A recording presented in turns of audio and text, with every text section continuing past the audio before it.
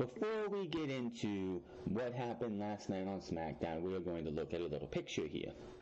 This has been making the rounds on social media today and last night with WWE. Every time you come into an arena, they've done it in NXT too. Every time you watch NXT and you see those little white signs that say NX3 or the Johnny Gargano signs with his logo on it.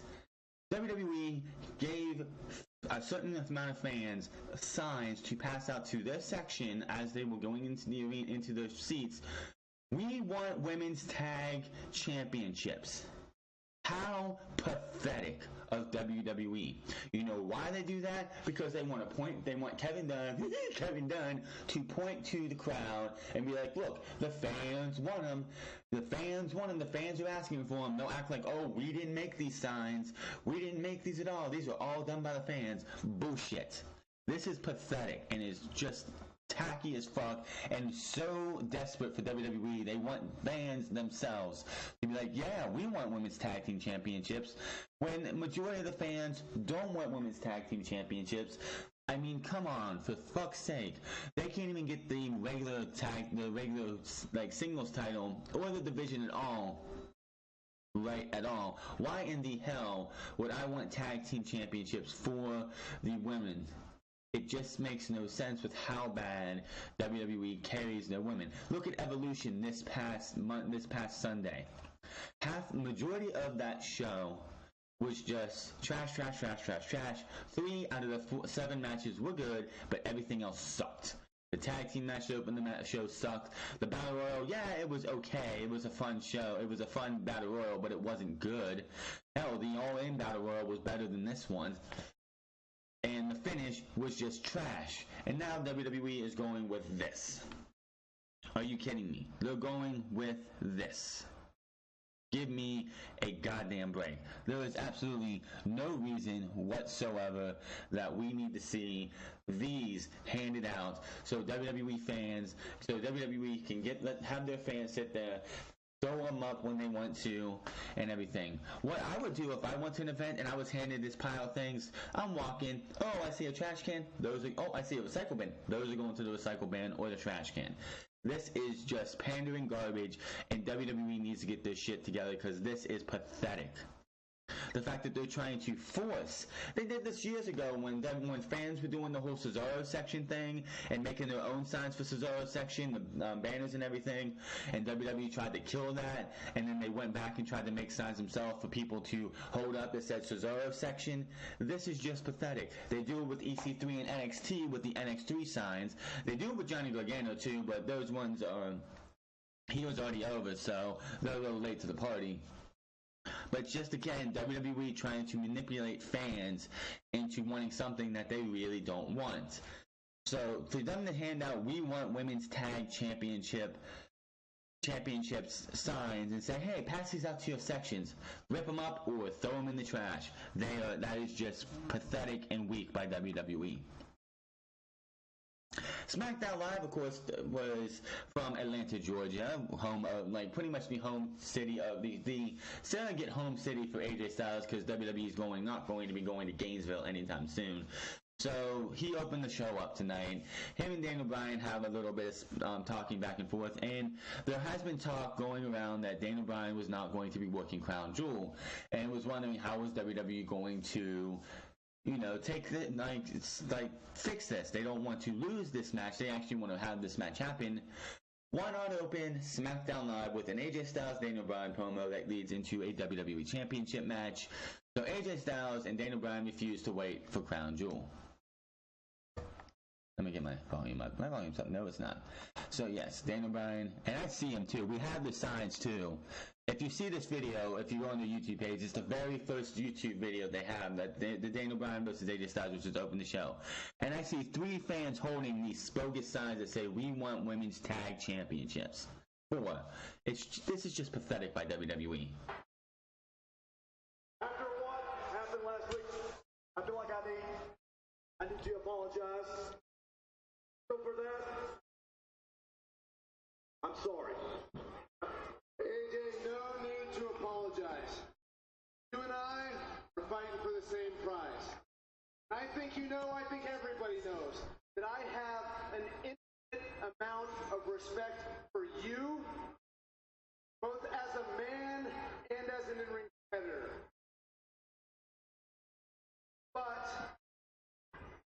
look at you right now, I don't see a friend.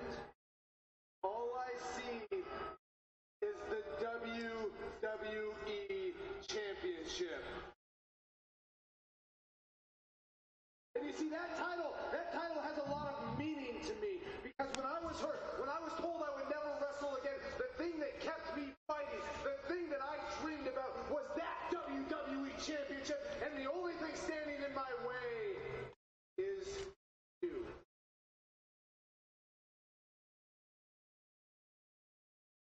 So nothing personal, AJ. I'm going to take that title from you, and I'm going to do it this Friday at Crown Jewel. Wow, that's good to know. Good to know. But you didn't let me finish.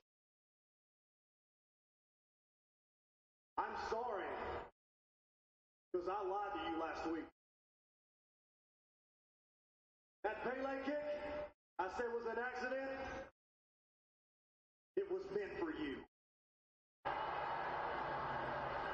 Hey. Nothing personal, Daniel. But I look forward to doing it again this Friday.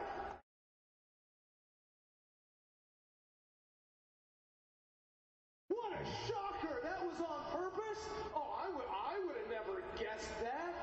We had two identical twins in the ring, yet you hit me. How about this, AJ? I don't lie. I am 100% honest, so believe me when I tell you right now, I feel like hitting you on purpose.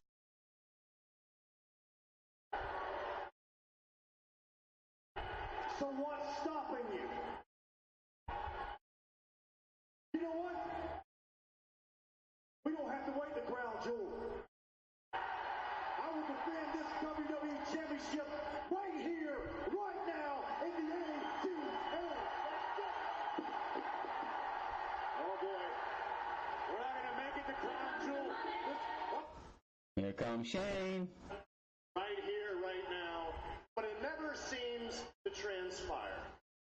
Well, this is Smackdown Live, and I'm back. So what's going to happen is we're going to have AJ Styles taking on Daniel Bryan in the Crown Jewel WWE Championship match right here tonight in Atlanta, Georgia. You gotta be kidding me. This is nuts. As a matter of fact, it's going to happen right now. Get a referee out here. And let's go. What? Oh my God. So we had Daniel Bryan versus AJ Styles to open the show. My biggest gripe about this is not the fact that the WWE Championship was defending on SmackDown for the first time since AJ Styles won the title from Jinder Mahal last year in the UK. It's the fact that it did not main event the show. Like, AJ Styles, the last time he was even main event of any show was Fastlane for his title match. Everything else he's done for this show, for the WWE Championship, has been at the beginning of the show or the middle of the show. He has not main evented since Fastlane. This was a great SmackDown match. It felt like I would love to see these two go for the WWE Championship again. They felt like they could have used a little bit more time if it was on pay-per-view, but since it was on SmackDown, it was definitely a great match. Now, first off, a suicide dive by Daniel Bryan, he started clutching his knee, holding his knee. That became a compromise of this match. There was a spot in this match where it looked like Daniel Bryan was trying to do a German off of some kind of back suplex off of the top rope, and usually when you do that and someone tries to reverse it, they land on your chest.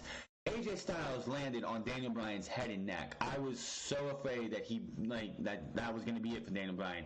They came down, AJ landed on Daniel Bryan, and Daniel Bryan is clutching his neck in massive pain as they go to commercial break. I was like, holy shit. Is that it for Daniel Bryan? Because we do know that after every single match that Daniel Bryan does, he goes back for concussion protocol to make sure that testings and everything to make sure that he's going to be able to continue. That was 100% the scariest point of the match for me. AJ Styles wins this match with a Styles clash, I believe it was, and then he gets him into the calf crusher. Not the calf crusher, like he had his leg severed in between, and it was like he worked on that knee and got the knee, crushed his knee as he makes him tap out. After the match, they shake hands and hug and embrace, raise each other's hands, and all of a sudden, Samoa Joe, out of nowhere, comes in, takes out both guys. Daniel Bryan gets knocked to the outside, puts AJ Styles in the clutch, and tells him, "You thought we were done? You thought we were done?" I can't do it in his menacing voice, but you know. Daniel Bryan comes in to try and help AJ Styles, but ends up getting put in the Keenan clutch himself. Both men were passed out. That would play a factor later in the show. Let's see what we had here. We had Paige and Charlotte in the back. Charlotte was being praised for her match against Becky Lynch. Becky Lynch, of course, had a lot of people calling Becky Lynch versus Charlotte Flair the match of the year. Maybe for the main roster, but overall WWE, no. That is still Johnny Gargano versus Andrade Cien Almas, or Johnny Gargano versus Tommaso Ciampa in NXT TakeOver New Orleans. Those were the two best matches of the entire year for WWE so far, and I don't think outside of maybe War Games or Black versus Gargano we will see anything better this year. But for the main roster, yes, Charlotte Flair versus Becky Lynch is probably going to be match of the year. But Paige in the back with Charlotte Flair. You wanted to see me? I did. Thank you for being here. I know tonight's crazy right now. But first things first, I just want to say your match at Evolution with Becky was amazing. It was incredible. I loved it. And you know what? To me, it could have gone either way. Did that. Great. Well, I don't want to keep you here too long. No, I know you're going through more than just physical pain right now, and I completely understand. But I do have a question for you. Okay, and please consider this. Will you be the captain of the Smackdown Live women's team at Survivor Series? Thank you. I don't think I'm the right woman for the job. Okay, but I remember you saying this. You said this. You said, don't let success get you ahead, and don't let failure get you up. Right? So all I'm saying is, think about it. Think about it. Who else is going to be captain of the SmackDown Live women's team other than Charlotte Flair? I mean, come on. It's Charlotte Flair. If she's not in the champion versus champion match like she was last year, of course they're going to make her the SmackDown Live women's captain for Survivor Series. So we also had it confirmed tonight that Shinsuke Nakamura will take on Seth Rollins in a champion versus champion match, which is understandable. Cannot wait to see that match. Survivor Series so far, with the two champion versus champion matches that are happening, Survivor Series is looking to be the best pay-per-view of the year, because you're going to have either AJ Styles or his opponent at Crown Jewel versus Braun Strowman. I don't see Brock Lesnar winning that match. You have Ronda Rousey versus Becky Lynch, Shinsuke Nakamura versus Seth Rollins. Don't know what's going on with the Raw Tag Team Championships, but it looks like it's going to be either the New Day or the Bar versus Seth Rollins and Dean Ambrose. I doubt that. Maybe we'll have something on Monday Night Raw with that. This is the one problem with the Dean Ambrose heel turn, is that they won the tag team titles and Survivor Series is 3 weeks away. Maybe they have Dean Ambrose or they have Seth Rollins defend the titles against somebody on Raw this week, with Dean Ambrose just no showing to make their life a living hell, and he loses the titles to the AOP or whomever. The AOP versus the Bar would be a hell of a match in my opinion. The stuff like Drew McIntyre and Dolph Ziggler winning the titles back would be a hell of a thing for the Survivor Series. We'll just have to wait and see till Monday night. Then we had something really interesting. We had a trick or treat fight, because it is the day before Halloween. Today is Halloween. Last night was Halloween. And of course, WWE is going to do some kind of stupid. They have an obligatory trick or street fight or some kind of thing. Well, the New Day dressed up, and they came out as a classic trio, and I might get hit with a copyright claim here, but I'm definitely going to play this. This is definitely probably one of the best things of the show, as the New Day dressed as the Brood in an Attitude Era Halloween tribute. Last year they did, I believe last year was Brother Love and Jimmy Hart with Akeem, with Biggie being Akeem, the African Dream, which was hilarious.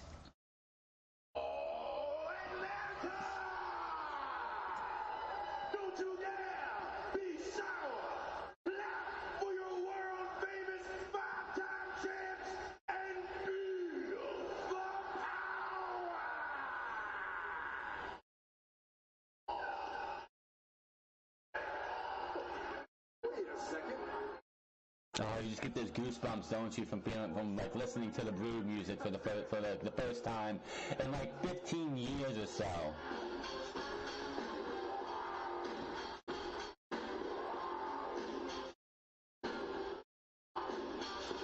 And you look at this, and you have Xavier Woods playing Edge, Kofi is Christian, and Biggie is Gangrel, because of course he is. They have this little, and it's funny because they have this little thing with like little fake flames on it to be the flaming areas they would come up, which that's the only downside of this entire thing, is they couldn't have like the section that the Brood would come up from with the flames around it. That was the only part of this. It was like, it was cool, but it's like, that would have been awesome. But they don't do pyro anymore. This is incredibly disrespectful. I loved it. I thought this was pretty awesome. Identified easily. Okay, looks like we got Xavier on the left, who is playing the role of Edge. We got Big E, who is playing the role of Gangrel. And that means Kofi is Christian. Kofi's out here dressed like a young Paul Smackage. This is embarrassing. I cannot believe the disrespect being shown. They went full on Brood in this thing too. It's an homage. It's Halloween. It's The blood too, and the gauntlet. This music gives me chills, though. The only thing that was missing from this entire thing was for them to cut a promo as the Brood. That would have just been fucking like amazing. So you had Big E versus Cesaro in a trick or street fight. This was just, all I gotta say is in the middle of this match, you had Cesaro take a bunch of jack-o'-lanterns which were around the ring, set them all up in the middle of the ring. Both men ended up going through the jack-o'-lanterns one time or another. Then you had Cesaro get thrown through a table. Big Show was out there getting involved. He got blood in the eyes with the mess, like, you know how Gangrel and some of the other Brood members would sit there and spit blood into people's face. They call it the mysterious red liquid. We all know it's supposed to be blood. Which Cesaro also felt the wrath of the blood to the face, as Big E would spit some in his face, and I mean not some. He hit him with probably a full pack of blood, because when they finished this all up and the match was over, you could just see him coated from like chest to face, covered in blood. Big E, of course, wins this with the big ending after the blood to the face. This was just what their Halloween tradition of trick or street fight. Next comes the most interesting part of the show, which is going to make Crown Jewel very intriguing for the U.S. Open. And it is not a World Cup. I am so sick to death of people calling this a World Cup. It's not. It is not a World Cup. It is nothing close to a World Cup. Because Shane McMahon brings all four guys in, they all cut a promo, and then he offers them a warning that if the member of SmackDown who goes to the finals does not win, there are going to be dire consequences for that member of SmackDown. So who's going to be known as the best in the world? Is it going to be the A-lister, The Miz?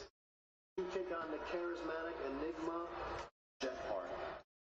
Or is it going to be one of the most decorated superstars in WWE history, the Viper, Randy Orton, taking on the returning master of the 619, Rey Mysterio?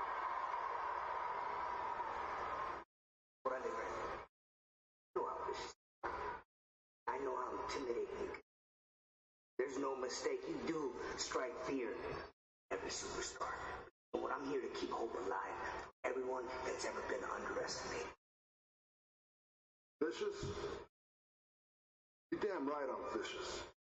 Matter of fact, Rey Mysterio, tonight I will show you just how vicious I can be. And at the WWE World Cup in the first round, I will beat you and prove to the entire world that you never should have come back. Randy has the right to be cocky. The same can be said for you, Miz. I'm gonna leap off my demons of the past and fly straight to the top to become what I've always known I can be. The best. The Jeff Hardy redemption story, coming to a theater near you. Quite honestly, with what Jeff Hardy has gone through in his life when his time in wrestling is done, I can honestly see his life story being a movie with all the trials and tribulations he's gone through. It would not surprise me if you would eventually see a Jeff Hardy from where he's started to where he is now, with everything in between, as like a documentary kind of story or something. It wouldn't surprise me. Except you won't be flying to the top. For you, our first round match will be a crash and burn. I have carried Smackdown Live since I've come here, and this will be no different. And by the looks of it, Halloween has come early. Ray is a Power Ranger. Jeff is the long-lost member of Insane Clown Posse. And Randy is... Randy's cool. What's that? He's cool. You know, I love the intensity from each and every one of you, and that's why I asked you guys to come here, because I have something important to say. One of the worst things in the world that can happen to me personally is that my sister can call a Raw superstar the best in the world. And I don't think you guys truly understand the gravity of the situation that you are in. Because whichever one of you makes it to the finals, if that person is beaten by a Raw superstar, you will no longer have a home here on Smackdown Live. So Rey Mysterio is not making it to the finals, I can tell you that right now. Jeff Hardy is not making it to the finals, I can tell you that right now. So it's going to be the Randy Orton or the Miz, and one of those two is going to either... It just makes it does make the tournament a little bit more interesting because you don't know who is going to win at Crown Jewel, and it makes it more intriguing because it's desperation for whoever out of the four from SmackDown makes it to the finals, because if they lose, they're practically going to Monday Night Raw. Which I'm sure Stephanie's probably looking back at this and being like, Shane, you just made a really dumb mistake because you have 4 All-Stars on the Raw side, on the SmackDown side. I wouldn't say that much for Raw, but you have 4 All-Stars and Rey Mysterio, Jeff Hardy, The Miz, and Randy Orton. And you mean to tell me if one of my guys on Raw beat your SmackDown guy, I get one of your guys?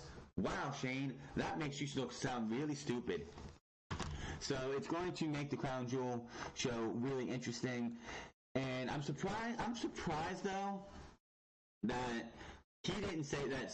Stephanie didn't make that same proposition too, that if somebody from Raw gets beat by SmackDown, then they're going to be fired. Shane's taking this a little bit more of a serious notion than Stephanie McMahon is, I guess.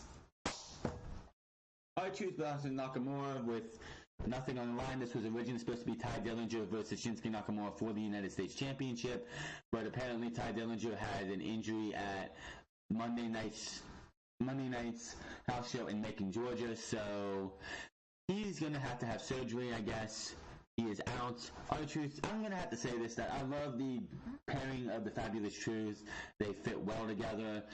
Honestly, with how they're doing this whole mixed match challenge, I know they were talking about Women's Tag Team Championships, which I don't know if any independent promotion has done this, but it would not surprise me if WWE down the line, and I shouldn't say this, but I'm going to, it would not surprise me if WWE came out with Mixed Tag Team Championships for the Mixed Match Challenge, to where the winner of the Mixed Match Challenge would get a championship to hold, in which you would have a Fabulous Truth go out there and have a match or two for it, or you would have Day One Glow it, like the Day One Glow of Naomi and Jimmy Uso win the tag team championships and go on from there. Same thing with Balor and Bayley or Phenomenal Flair. It's just something that it would not surprise me with the fact that WWE would go out and do that. It's just something that came up, and I'm like, if you're doing this whole mixed match challenge thing, why don't you just put tag team titles in there? It could happen. You just never know.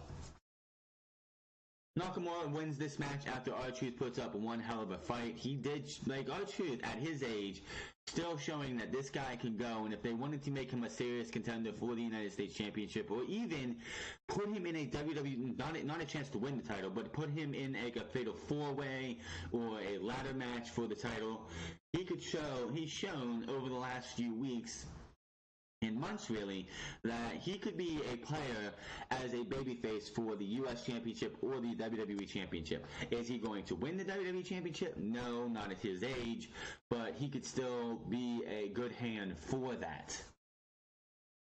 Then we had Becky Lynch, who gave us a warning to Ronda Rousey, and I loved every second of this promo. It wasn't a long promo, it was short and sweet, which it's not that big of a deal. It is going to be something I'm looking forward to, but this definitely, Becky Lynch is still way over with the crowd. Definitely something I'm looking forward to in WWE's Survivor Series, which is going to be 3 weeks away. And we're like 3 weeks away. We did not have, and I'm surprised, we did not have a beatdown from either side yet. I could see that coming after Crown Jewel. WWE's main focus right now is Crown Jewel. But it would not surprise me on Monday or Tuesday next week we have a brawl between the locker rooms like we've had the last 2 years. I won. I was folded up like an accordion on a stack of chairs, beaten with a kendo stick, put through a table, but I got up again. She's still way over, yet she's supposed to be being in heel. That's right. I am the last woman standing. I absolutely love this attitude of Becky Lynch. She is not no more that goody two-shoes Becky Lynch. Oh, I just got to keep trying Becky Lynch. It's just this evolving of her character has been awesome so far. And when Evolution was over and all was said and done, there is only one woman who everyone knew was the rightful main event, and that was me. Beating Charlotte Flair, the most decorated woman in WWE history, proved I am the man. She does, I believe Trish Stratus is a 7-time women's champion, right? Right? And that goes for the Smackdown locker room and the Raw locker room too. And that's right, if I have to go over there and slap the heads off every single one of them, I will. But what's next? What's next? For the biggest superstar in all of WWE, the champ, Becky Lynch. Oh, you want Ronda? You want Ronda? You want the infamous Ronda Rousey? Ronda, you call yourself the baddest woman on the planet, but what? Oh, I'm it. Because every single woman that you've stepped in the ring with was already beaten before the opening bell. But that's not how I'm built. I have traveled the world to smash people like you.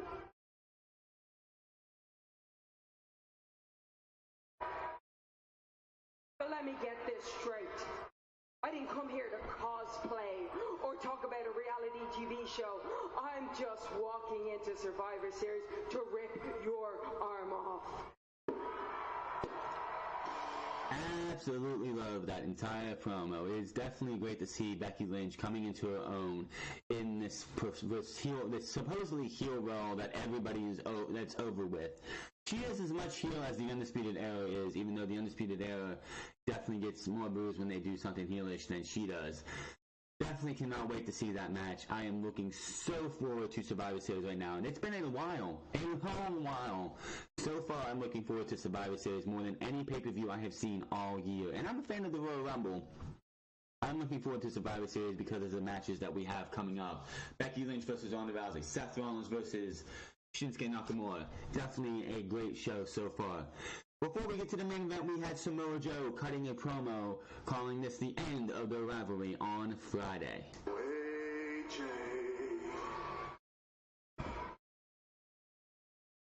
you actually think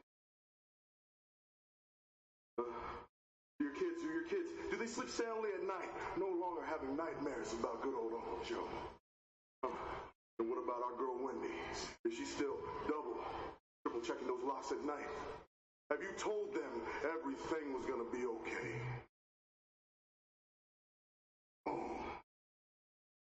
See, tonight, when those words left Shane McMahon's mouth, when he said that tonight you would defend your WWE Championship against Daniel Bryan, I knew, AJ, I had to pick up my... I had to write final check. After you are left gasping on the ground, clutched out. I finally raising WWE chip of my head.